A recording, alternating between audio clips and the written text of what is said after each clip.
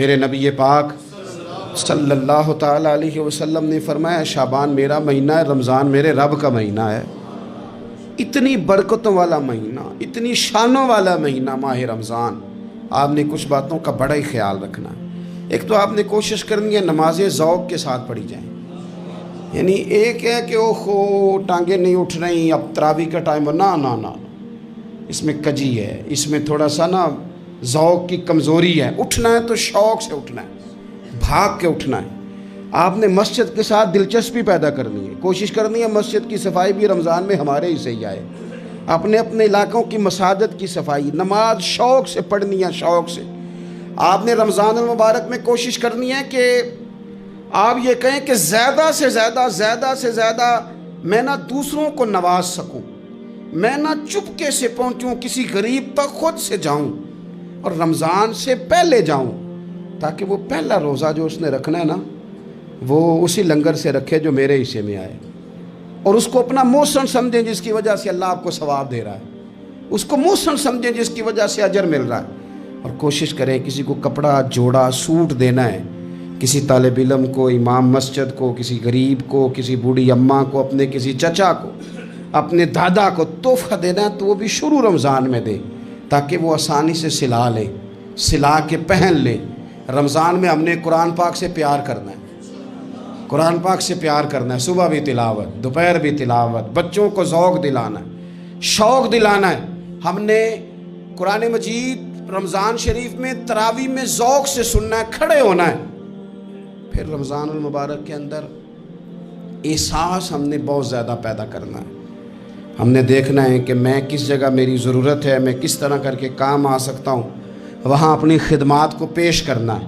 پھر اس سے آگے آپ بڑھیں گے۔ رمضان شریف کے اندر سحری میں اٹھنا تو ہے نا جی، دہی لینے بھی جانا پڑتا ہے، دودھ لینے بھی کئی دفعہ جانا پڑتا ہے، تو اٹھنا تو ہے۔ تو ایسا نہ کریں کہ 10 منٹ پہلے اٹھیں، اٹھ کے پہلے تہجد کی نماز پڑھیں، وہ نماز جس کے بارے میں میرے نبی پاک علیہ السلام نے فرمایا جب بندہ تہجد کے لیے کھڑا ہوتا ہے تو رب اسے دیکھ کے مسکراتا ہے، جو اس کی شان کے لائق۔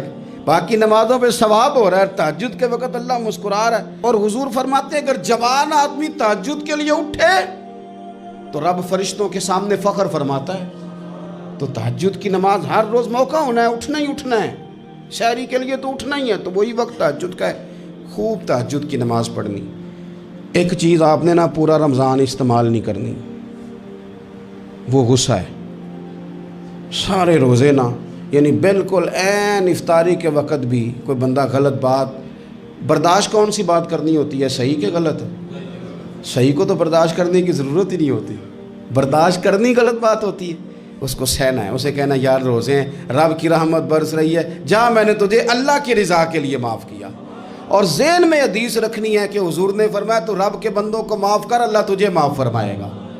رمضان شریف میں اور سعادت کے ساتھ اور پیار کے ساتھ، اور غیبت نہیں کرنی کسی کی بھی، کسی ادارے کی نہیں، کسی بندے کی نہیں، غیبت نہیں کرنی۔ آپ کو حدیث میں ملے گا کہ نبی پاک علیہ السلام نے کچھ بیویوں سے کہا تھا کہ تم نے تو روزہ توڑ دیا ہے، اور تم نے حلال کے ساتھ رکھا تھا، حرام کے ساتھ توڑ دیا۔ یا رسول اللہ کس طرح؟ فرمایا غیبت نہیں کی تم نے، مردہ بھائی کا گوشت نہیں کھایا، یہ بہت بڑا جرم ہے، اس سے بچنا ہے۔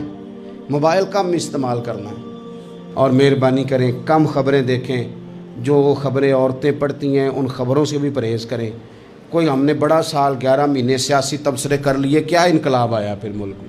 تو رمضان کا مہینہ سیاسی تبصرے رہنے دیں، زیادہ وقت مسجد میں گزاریں، زیادہ وقت اللہ کے گھر میں گزاریں، زیادہ ٹائم آپ تلاوت قرآن پاک میں، استغفار میں، درود شریف میں گزاریں، ایک دوسرے کے ساتھ پیار کریں، ایک دوسرے کے کام آئیں۔ اے خالق کائنات، آئندہ جمعہ رمضان میں آنے والا ہے، اللہ امت کی خیر فرمانا، کشمیر کے مظلوموں کی خیر کرنا، برما کے مجبوروں کی خیر کرنا۔